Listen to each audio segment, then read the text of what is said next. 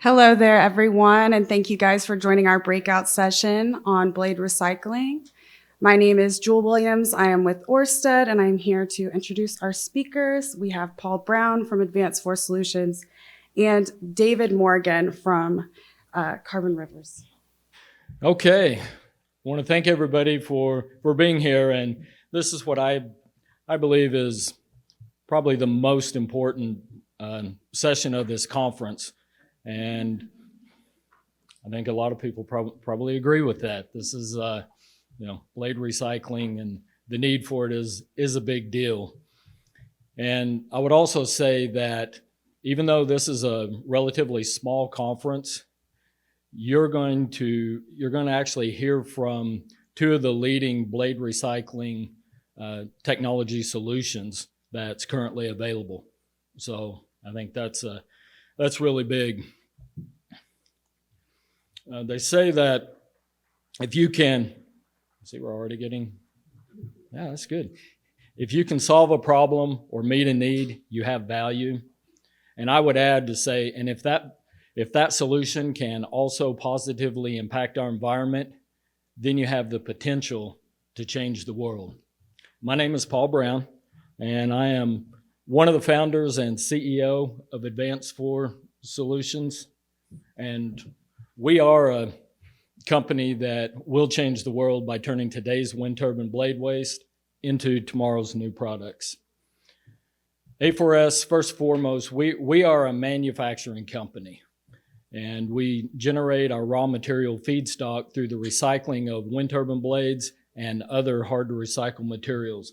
We were founded in 2021, headquartered out of Oklahoma City, Oklahoma, and our manufacturing and recycling facilities are in Northwest Oklahoma and Woodward.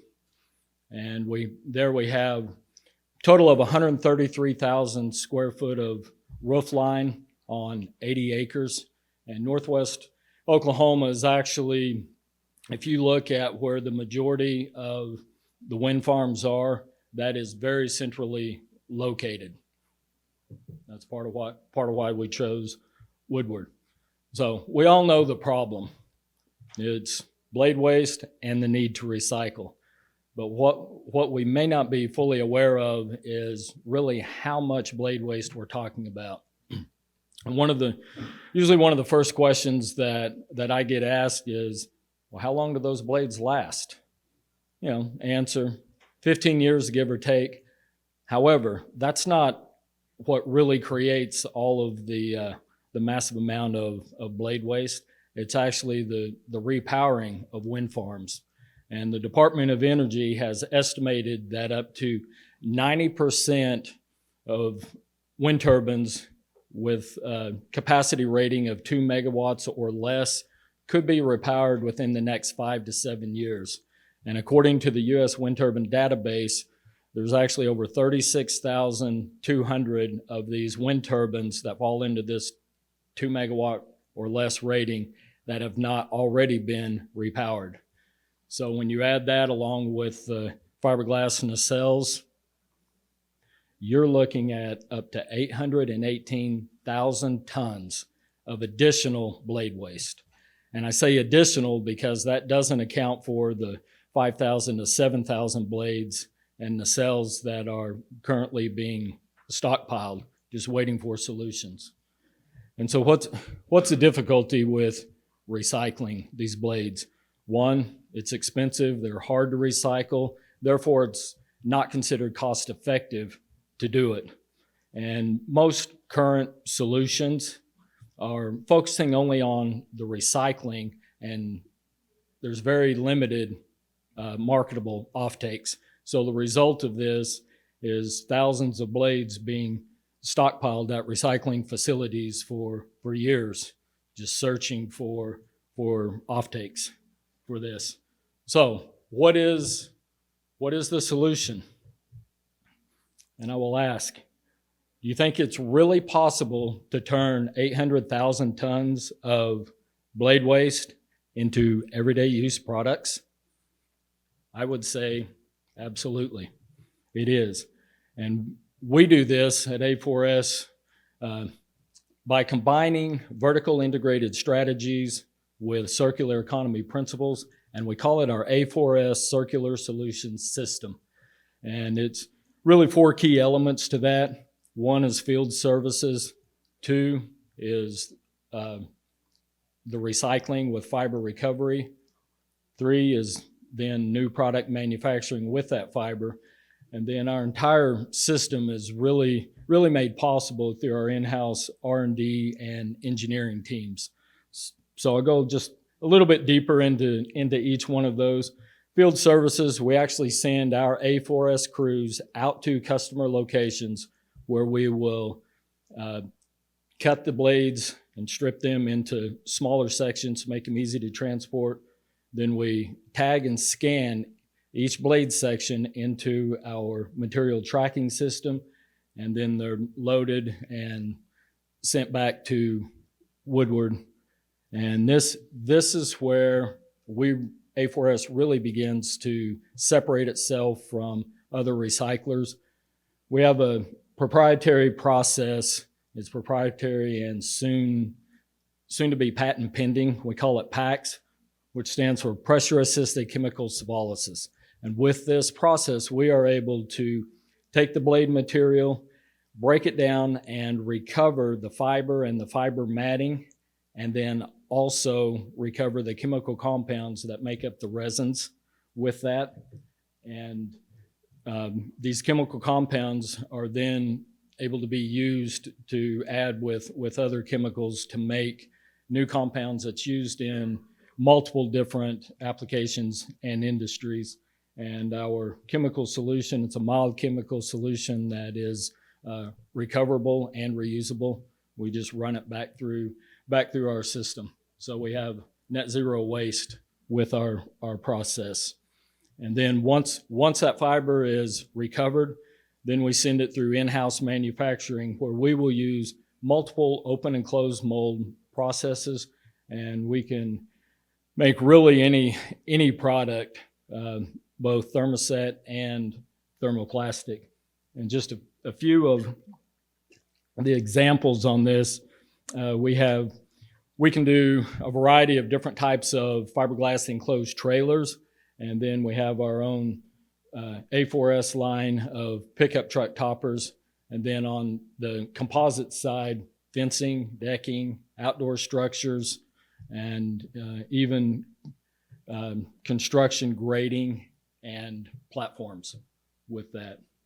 And as I said before, our R&D and engineering is really what is the backbone of our system, and our R&D department will constantly be focusing on advancing the technologies in new products, equipment, processes, and also material science.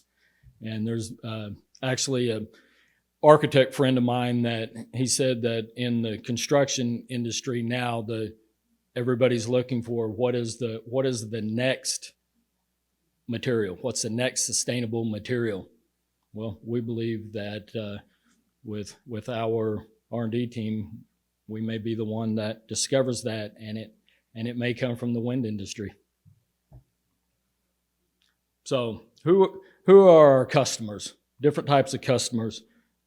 On our field services and recycling side, we're looking at wind farm operators, blade owners, OEM companies, service and project management companies, and then really any company that generates fiber reinforced composite material waste.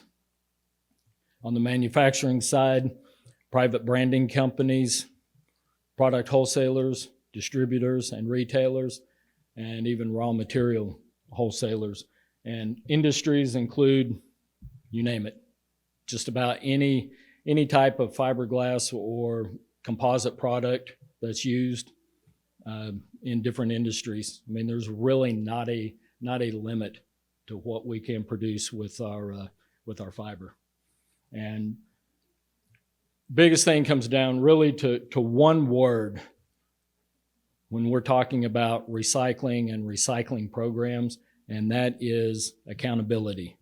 And I'm proud to say that A4S played a crucial crucial role in the formation and passing of the Oklahoma House Bill 2359, which passed earlier this year. And what it is a blade recycling law that requires recyclers in Oklahoma to provide financial evidence equaling 125% of the amount of inventory to recycle. So 125% of the cost of that we have to have set aside, whether that's through a bond, escrow account, or some other method. And it's really designed to protect from basically companies that they don't fulfill their obligations. You're looking at blade owners that spend a lot of money to get blades recycled, and then 2 to 3 years ahead, all of a sudden the liability is falling back on them because that recycling company is no longer in business and they didn't do what they said they were going to do. So that's one of the protective things on that. But then also with this, we're looking at in Oklahoma, it's the Oklahoma Corporation Commission that provides the oversight. And so any blade recycler in the state of Oklahoma first has to be approved to become a recycler. But then we also have quarterly reports that we submit. There's associated fees with that, and then also fines if we're not meeting the regulations that we're supposed to. And as I said, it's really about protecting companies from bad actors that overpromise and underdeliver. And I know for us, a big part of this bill, it was about 1, protecting the environment, 2, protecting the industry, and then 3, protecting the blade owners.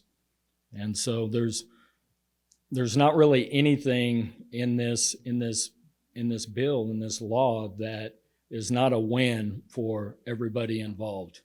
And I think that's the biggest part of all this, is it's truly a win for everybody. There's no negatives to this. And here we've got a picture, and this was from one of our first R&D recycling through our PAX program, just a small as like a 6-inch by 6-inch piece of blade material. And when we ran it through the system, that is the glass fiber matting, that unidirectional matting that was recovered from that. And it's actually, there's 3 or 4 layers, and they all come as individual layers. And strength-wise, it's equivalent to what it was new. Actually, on some of them, the tensile strength even came back higher than what the virgin fiber was on that. And it's been said that a picture is worth 1,000 words, but I would say this picture is worth 1,000 possibilities. And if we're going to change the world, it's a team effort. It takes all of us. So I would say that let's go change the world together. And if you have any other questions after this session, be sure to stop by our booth and we can answer questions and give you more information, and also show you some of the solutions that A4S has for you. Thank you. So my apologies for not being there physically. I'm here virtually, and thank you for the committee and everyone working diligently to provide for this option for everybody. Carbon Rivers is excited to participate in the Nebraska conference, at least to this extent. And we have done a lot of exciting things lately in the composite space, and so very happy to share with you. We'll be at CAMEX in Atlanta next week and have a booth there. I'll be physically there as well, hopefully. And then if any of you are at CAMEX, we'd love to talk more about what we do as a company. So Carbon Rivers basically has 2 sides of the house. We are an R&D commercializer for advanced materials and advanced technologies. So companies come to us and they ask us to incubate and commercialize various advanced technologies and bring them to market. And then the other side of the house is we are involved as a engineering consulting firm. So a lot of our team came out of Oak Ridge National Lab, Y12 Department of Energy. And so we have a very wide range of engineering disciplines behind us.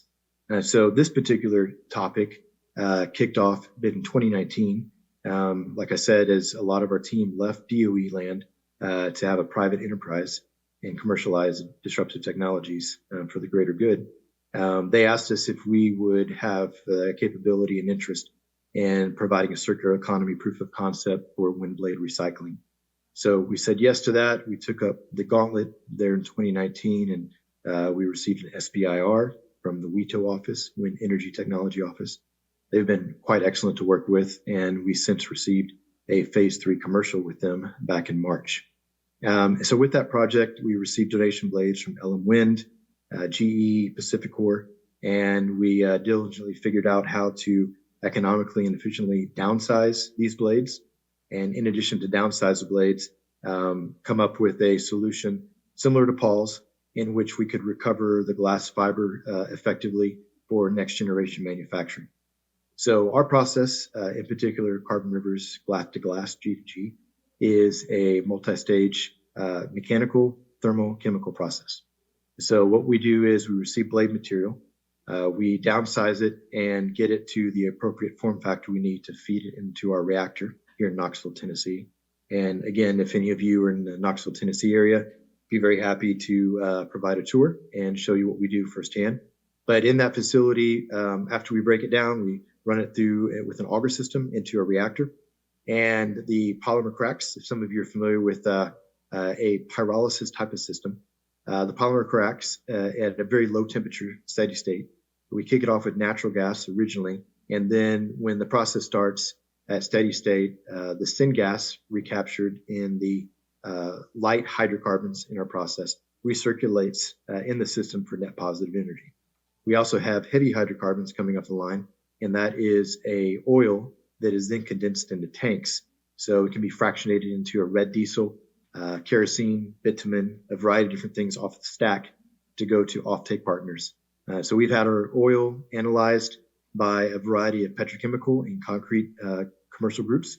And we, as much as we can provide, is as much as they would like, as you can imagine. Having a renewable ESG oil going to petrochemical, aviation fuel, heavy equipment, marine, things like that would be very vital and valuable for the industry. So we initially got into this for the glass fiber recovery side of things. And as an example, this is a GE 37 wind blade. So our first blades that we received were GE 37s. We take them, and like I mentioned, we're not just kind of a recycling group, but we also are an engineering firm.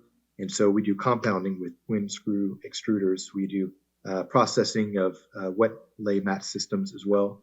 And then we have additive manufacturing for 3D filament as well. So there's a variety of different things that we do. Maybe you've seen on our LinkedIn or our website some of the commercial products we provide from the recovered glass material. And it's not just wind blades, of course. It's also building materials, glass fiber OEM material, marine, automotive, etc. The full kind of composite industry we can take and recover the glass from. Also have the crude oil coming off the line, and then the syngas harvested as well.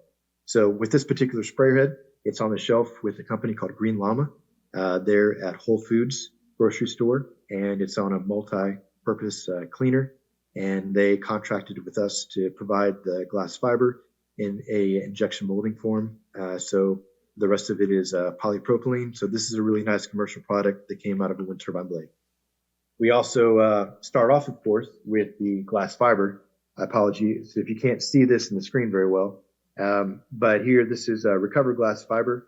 We can go anywhere from about 1/4 of an inch to 4 inch long, depending upon what our customers want. And then we take the next step and we compound into pellets, thermoplastic pellets, for a lot of our offtake companies that we work with. We can do something as interesting as SMC recycling. So working with the SMC, there's two large ones here in the U.S. market for automotive. And we've worked with them to do coupons for SMC. And this is recovered from end-of-life automotive materials. So taking those end-of-life automotive materials, putting them into a non-woven mat of a certain GSM, and then that goes off to our partners that work on SMC and getting that back into automotive, building materials, marine vessels, etc., for a variety of different applications. As an example, some of you as developers have probably utility boxes on your fields, on your farms. And so with that, as an example, we could work with your supply chain for those utility boxes and provide you glass fiber material into a composite utility box. A lot of the utility boxes right now in the space are composite based, but this could be recovered material. Of course, it counts towards carbon credit and IRA and those types of initiatives.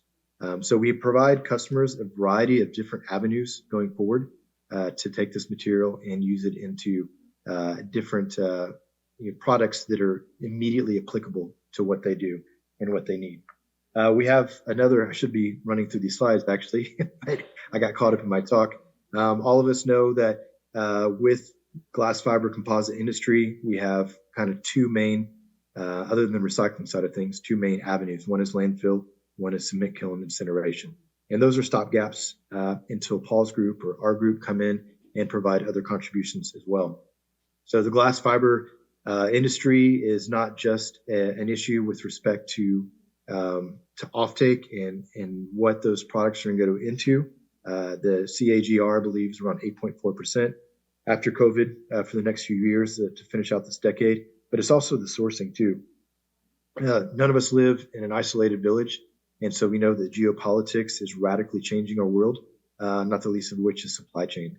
So there are certain probably glass fiber sourcing that will not be available in the coming years. And so one of the things that Carbon Rivers is trying to do is provide an option for when that arises, especially when it comes to, I know IRA is a big topic there at the Nebraska show. And with that, everyone knows that to qualify for IRA, you need composite material that is domestically sourced, recovered, and considered a critical material, of course, for manufacturing. So those are the tick boxes that this type of process can provide.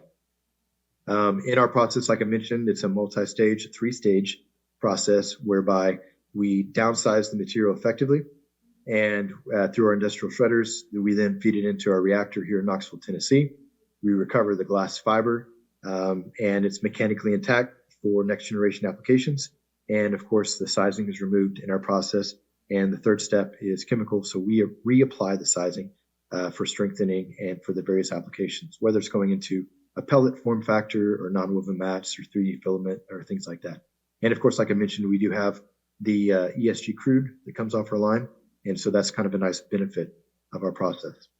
So some of the things that we've done in this space include, of course, automotive, wind blades, and composite materials from the building material sector. We have multiple glass fiber OEMs that we work with. Two of them have come in specifically and analyzed the material, saying that it's our purity rate is 99.9%. And so we're excited about that. And then there's minimal loss in degradation on the tensile and glass fiber. And so what we do in the process is we recover that loss in the chemical side with the resizing. And that's a neat benefit as well, because it means that directly our material products can go into next generation manufacturing in all those different sectors for either structural or non-structural components. We're currently in PPAP, production part approval process, with about 15 different OEMs and their tier suppliers, and automotive, wind, building material, glass fiber OEMs, marine, etc. And so typically what happens is a company in the composite industry comes to us and they say, we would like to get involved in the product production validation process with Carbon Rivers, glass to glass. And then we start that process with them. As you know, it typically takes 9 to 12 months, depending upon the industry.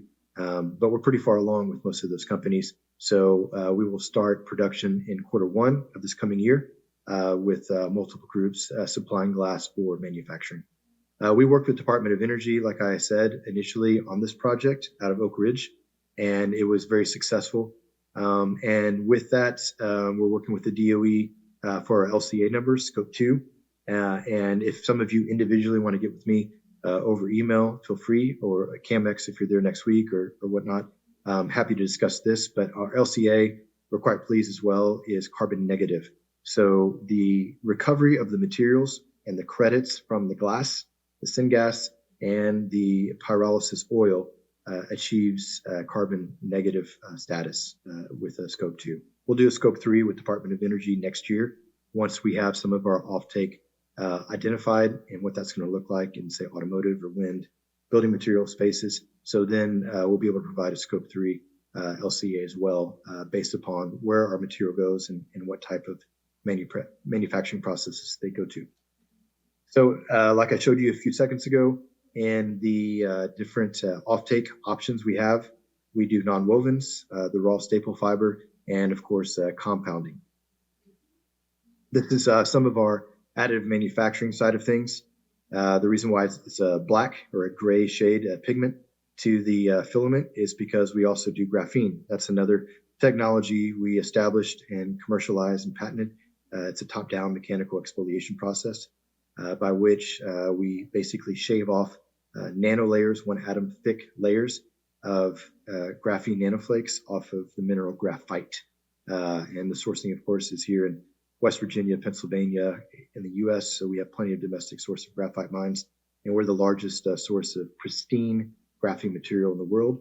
We move it at tonnage level. So the graphene that we produce is 1 to 3 layers in thickness with no defects and no oxygen groups. So it's not functionalized and it doesn't have defects in the flake like an RGO or GO. So what's our contribution to the graphene side of things?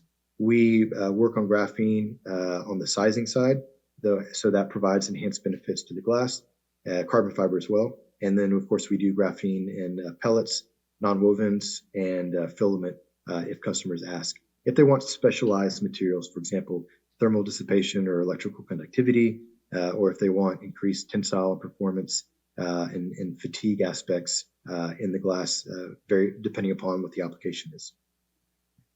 So also here's some more pictures of the type of polymers that we work with and our manufacturing process. So we do extrusion, compounding, injection molding, 3D filament printing, a variety of different avenues depending upon what our customers want. The bottom left is quite nice because you have the mats, a very thin or low GSM. That is a 20 GSM mat that we're working with the glass fiber manufacturer, so the wind turbine manufacturers and the OEMs on getting this glass validated, the matte form factor validated for next generation wind blades as a surface veil or bleeder cloth. And then the more thick GSM that you see right next to it overlaying is something that would go into SMC material products. So we're quite excited. Next week, we'll be closing on a Department of Energy land transfer in the East Tennessee Technology Park. We've been waiting for the DOE for a good 20 or so months for this land transfer. But we've been assured that it will be through Congress next week. And then so we'll start transitioning to that site. We're quite excited. We have rail, barge, and truck access, and it will be moving all of our manufacturing, R&D, and genuine facility to that site, just about 35, 40 minutes away from our current site here in Knoxville. So after this site, when I say after, basically simultaneously, we are looking at a Texas site near the Metroplex. We're also looking at a site in Iowa, Pennsylvania, Idaho, Nevada, etc. And then we're in talks with the UK and EU for having sites there for glass fiber recovery. So as you can imagine, the need for, just like Paul intimated, is immense. It's very, very large. So each of our facility build-outs can take care of 55,000 metric tons of material per year, of intake material per year. And we know that logistics is one of the most difficult bits for this type of process in terms of just cost and funding and the overall budget for repowers and whatnot. So with that keeping in mind, Carbon River's scope typically when we have an MSA with the company is once the blade hits the ground, then we take title and ownership of that blade with our logistics detail. And then we downsize that blade, recover the material, and that goes into next generation manufacturing based upon what our offtake customers want. As you can see, they're far and wide in the needs of what this material can go into for next generation life cycle. And the offtake material, or sorry, the intake material, the needs right now is simply immense, just in the U.S. market alone. So we are scaling up and preparing so we can contribute our part to being a solution. This is some of the laydown yards and graveyards that have been very popular, say in national media attention. We've already been contracted for in the Iowa region, and then we're looking at other states as well in conversation to get those taken care of starting next year. So we're pretty excited to contribute to this space. And again, Carbon Rivers gets a lot of attention for the glass fiber recycling side of things. But at the end of the day, we commercialize disruptive technologies. So one of which, just briefly, this is a polyethylene film that we put on blades. We're doing some field tests starting in Q1 with a couple of developers. But with this is an anti-corrosion, hydrophobic, anti-abrasion LEE film. So leading edge erosion film that we're quite excited about. So it's graphene infused polyethylene. It would go into, on the leading edge, of course, to take care of, say, bird migration mitigation and corrosion, high temperature, hydrophobicity, freeze thaw cycle, all these types of things the graphene provides for this solution to wind blade developers. So if you have questions on that side, I'm certainly happy to send you a deck for that solution, as we not just want to provide a solution for wind blade recycling, but kind of the full scope of what the industry needs for solutions. So thank you for your time and presence and attention, and happy again to contribute. Do we have any questions for our speakers? Paul, you mentioned that law in Oklahoma. Was that just for wind turbine blade recycling, the 125% of the cost? Yes. Just to piggyback off that question, do you see laws like that becoming more prevalent as time goes on and the recycling issues becomes more and more paramount in the industry?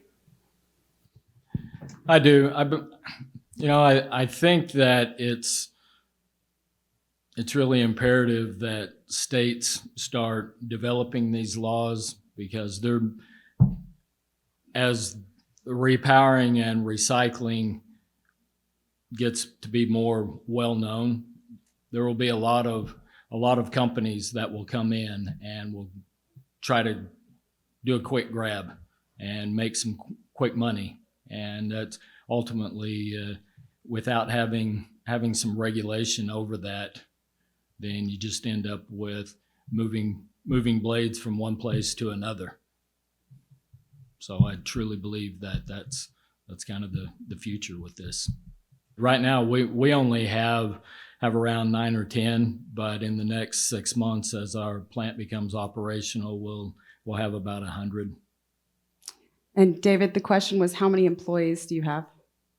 The Carbon Rivers currently has 15 engineers, and similar to Paul, at our scale up, we will have about 225 to 250 individuals per facility. So our facilities are twofold.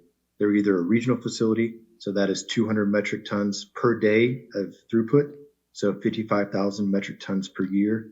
So pretty large. They're 10 lines in parallel, or they're modular sites. And the modular sites are a little bit smaller, and they're dedicated to certain industries. So, for example, recovering blade material in, say, Iowa region, and then going directly back into blade manufacturing. That would be a small site, about 5,500 metric tons per day.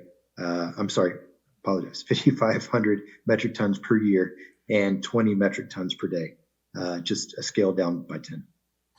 Could you speak to the financials of it? And then I was kind of curious on turbines that have already been landfilled, whether it's viable that those could be taken out and recycled now that they've already been landfilled or stockpiled, and what that would take from a financial standpoint. Well, I'll answer that question first. Yes, they can definitely be recovered and recycled, and using the manufacturing processes to do that.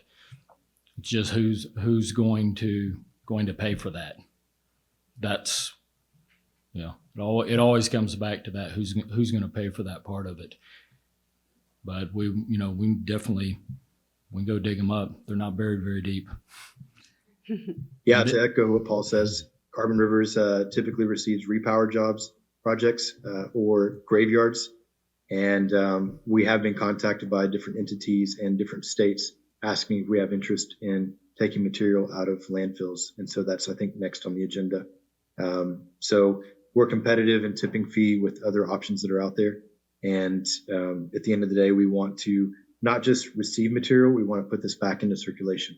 I will say pretty candidly that when we speak with the group, we want to make sure that they have interest in receiving the material back for some level of manufacturing.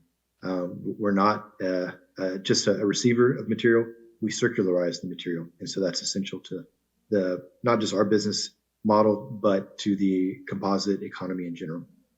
And then as far as the financial side, yeah, that's for us. A lot of it will depend on the location of where it's at and kind of the particulars of it.